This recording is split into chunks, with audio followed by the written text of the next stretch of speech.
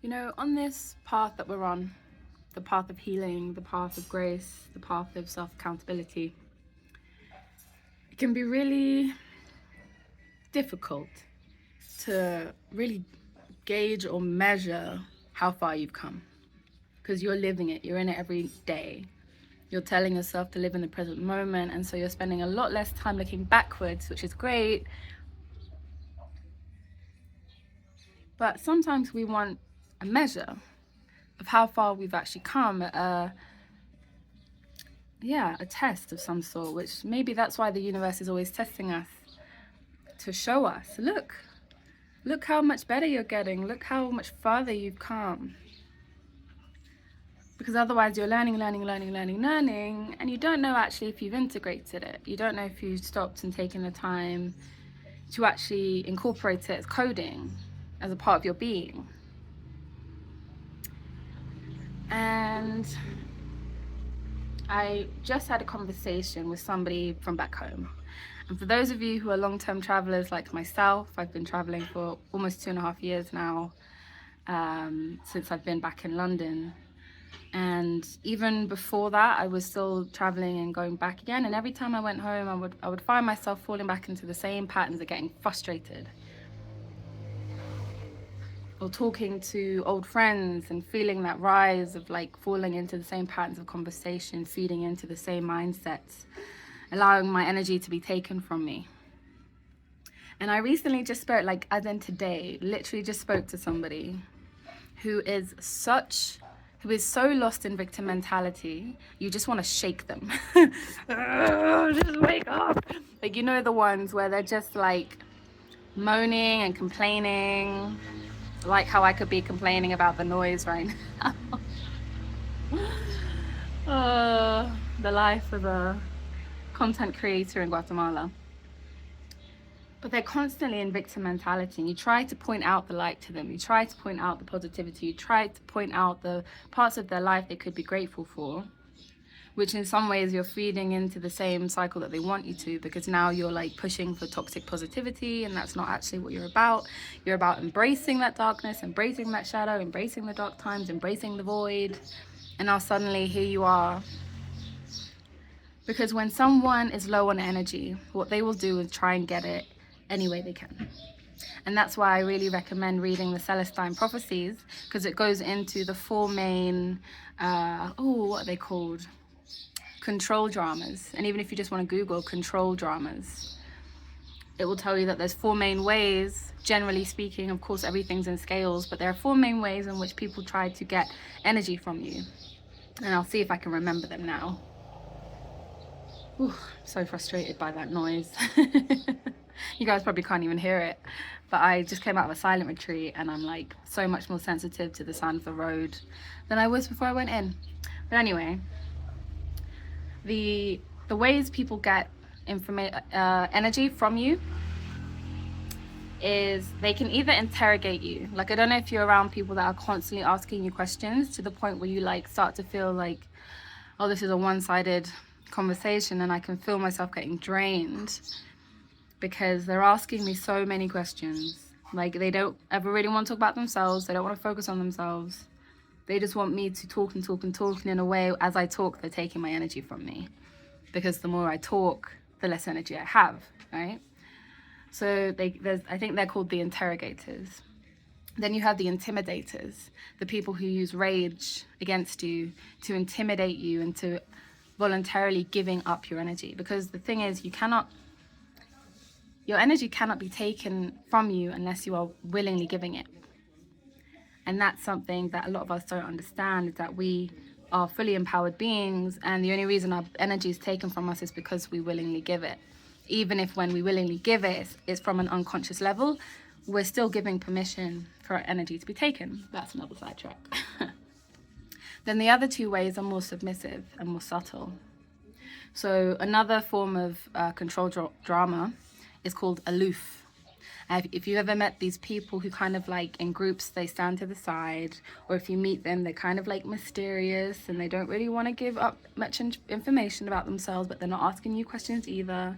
They're kind of just quiet and intriguing people, and so you want to dive in deeper, and you're like, why are you being so aloof? Like, come on, tell me about yourself, or come on, talk to me about the situation. Or like, it feels like they're holding back, and so it pulls you in, like you're intrigued, like maybe I can like get them to break out of their shell. These people are actually subconsciously and unconsciously, because all these control dramas are unconscious. Just as how we give energy unconsciously, we also take it unconsciously, which is a lot more dangerous than it sounds, actually.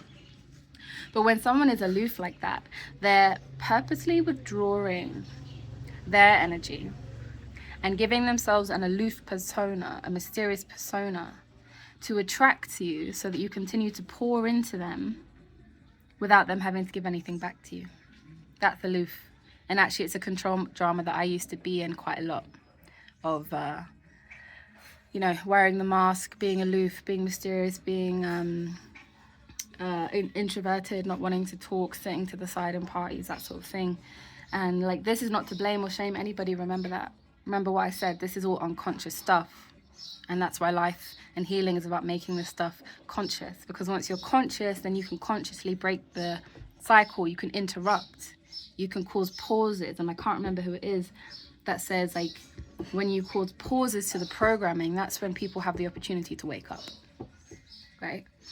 And then the very last control drama is the victim mentality. And we all know the ones that I was just talking about. The poor me's, it's actually called. It's called the poor me control drama. Poor me. All of these things are going wrong in my life. I'm constantly getting myself into situations that other people are having to bail me out of. Nothing ever goes right. I never have enough money. My relationship is awful. Yeah, on and on and on. You meet up with them for coffee and you find yourself just like shriveling over your coffee cup because they are just sapping so much energy from you. Because when someone is in poor me mentality unconsciously, and you yourself are also unconscious in to the fact that they're trying to take your energy, you're going to do what a lot of us do, a lot of us empathic souls, which is no, like see it from this way, like, oh babe, like, no, it's okay, I'm here for you, like, do you need anything, oh, like, try and see the positive side, like, it's not that bad, like, oh babe, why don't you just leave him, like, here's a solution for you.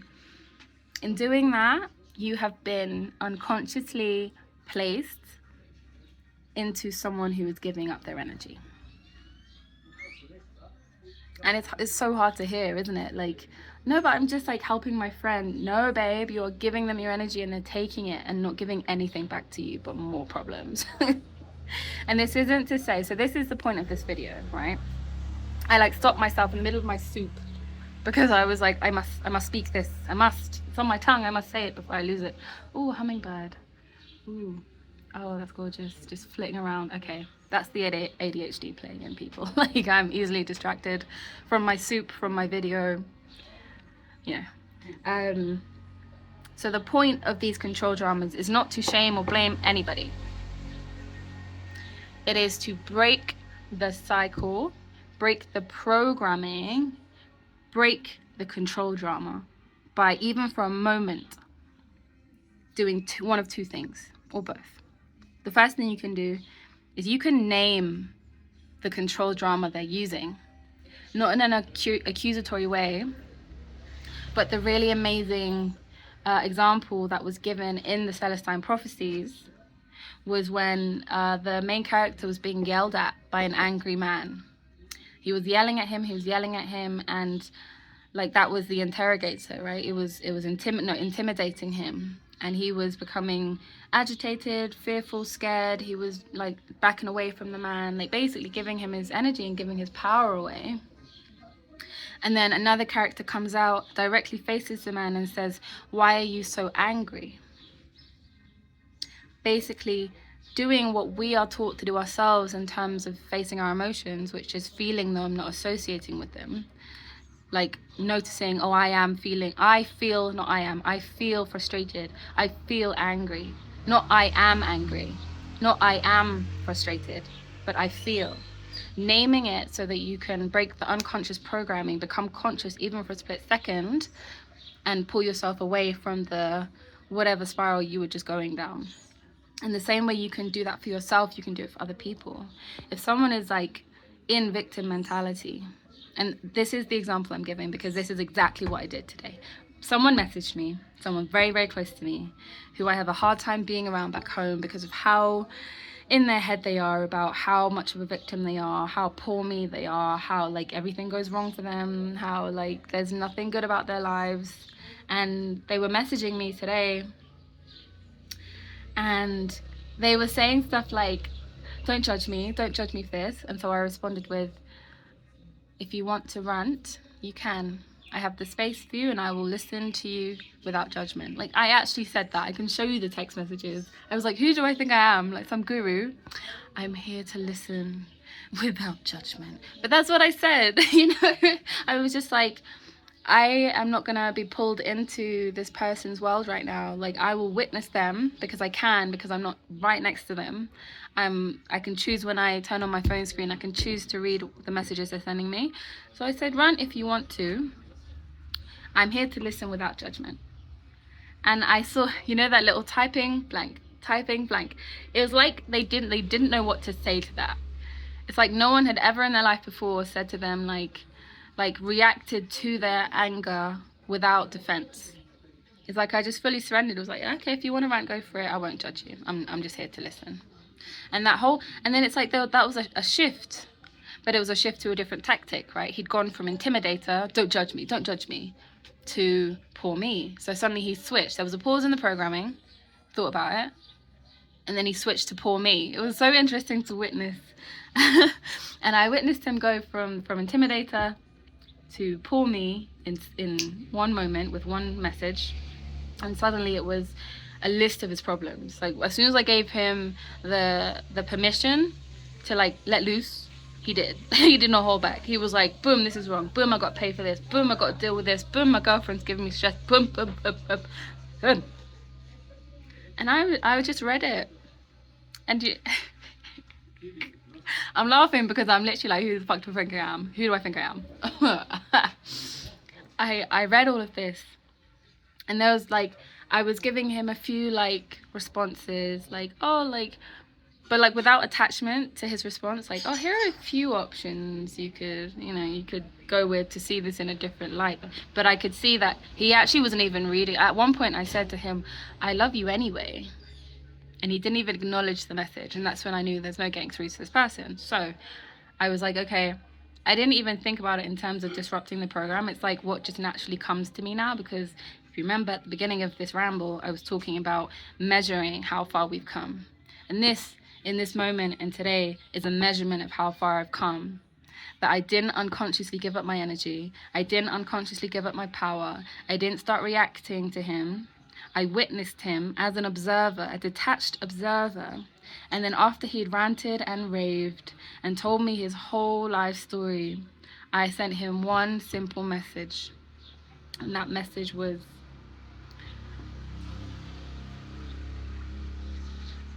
you don't seem to be very happy. That's all I said. I said, you don't seem to be very happy. And again, they're like typing, blank, typing, blank, typing, blank. It's like he'd glitched. Like I'd caused a glitch in his matrix programming, and he couldn't. It's like no one had ever named what he was feeling and expressing, and it was something as simple as he's not happy.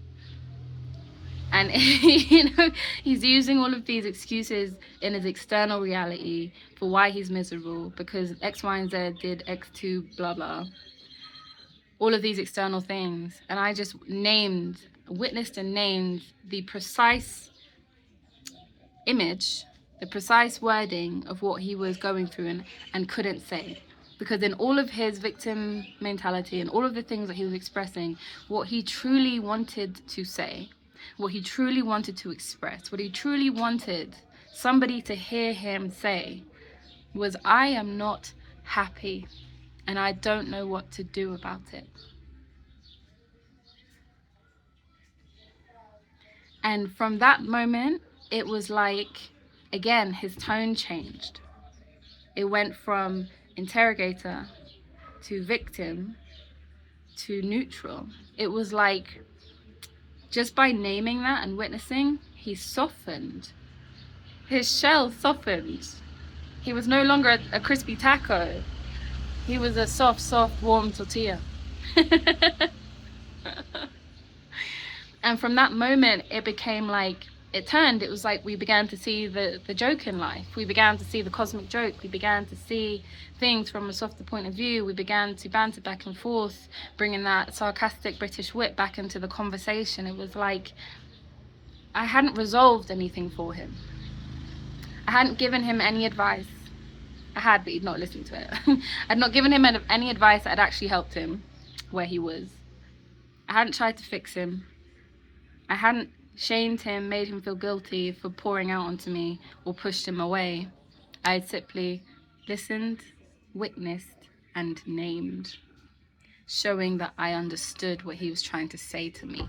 And it broke the programming. And so, on another level, people, when we say, oh, when I heal myself, I heal others, this is a perfect example. A perfect example. And it's exactly why when I go back to the UK in June, I want to bring my magic, whether it's in ceremony, one-to-one sessions, whether it's volunteering, like whatever it is. This type of medicine is so pure and so freeing and so healing, because so many people, especially in the Western world, in fact, everywhere, so many people everywhere have never truly been listened to. They've never truly been witnessed. They've never truly been heard. All they've done is try to get energy from people, and all people have done is give into that programming. So it's fed this cycle of addictive programming, addictive behavior. All they ever receive when they complain are offers of what they can do to change their reality. But the joke is, we all know what we can do. We already know.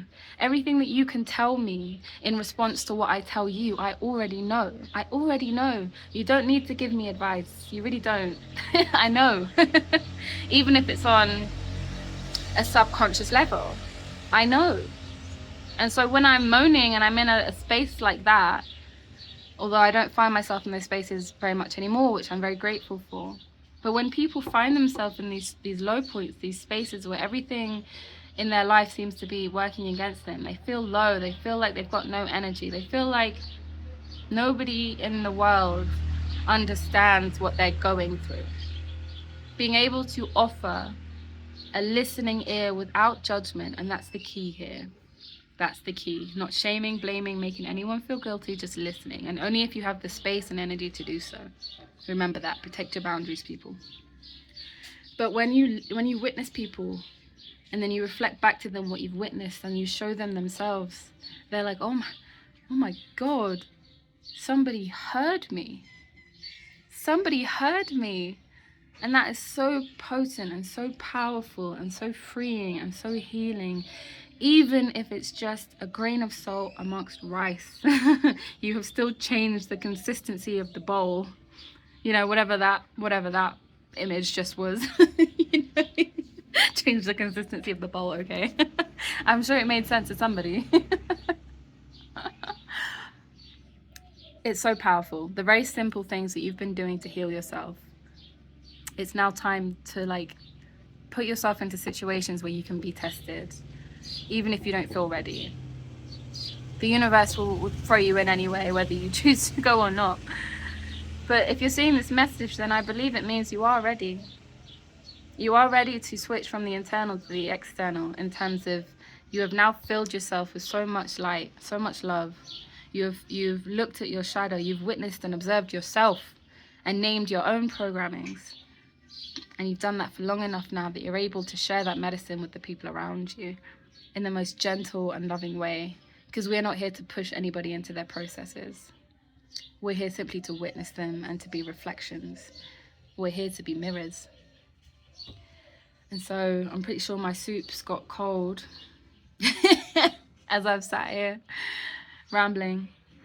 But I'm very glad I got this message off my chest. And I'm also very glad that I've done the work that I've done before heading back home. It's been 2.5 years of like real, I would say 4 actually, since the pandemic. It's been 4 years of intense introspection, intense shadow work, diving so deep into the bottom of my oceans that I didn't think I would ever surface again. And here I am. Here I am, eating a bowl of soup in Guatemala, not being triggered by people who would have like sent me into space. last time I spoke to them. And that is growth. And that is healing. Okay, I'm going to finish my soup. I hope wherever you are in the world, you're doing good. You're amazing. You're loved. You're blessed. You're healed. You're healing in equal measure. And I love you.